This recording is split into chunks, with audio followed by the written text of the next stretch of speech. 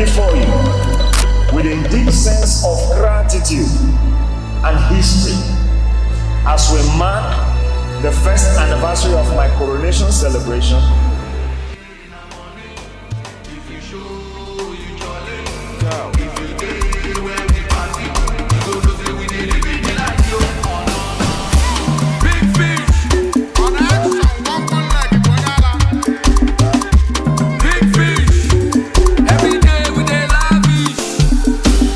This milestone is beyond a celebration of a year on the throne.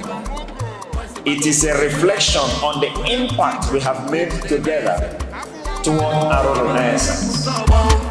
If I daily with pounds and dollars, I swear to God, I saw no be happy party. Oh no. Pray that his throne will stay long for the kingdom of Arochukwu. This is wishing him prosperity in his kingdom.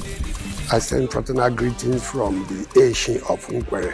This is just another example of the quality of leadership. Enjoy the time that we have together here in Aro, and we look forward to seeing you more and more in the kingdom as we take Arochukwu to greater heights.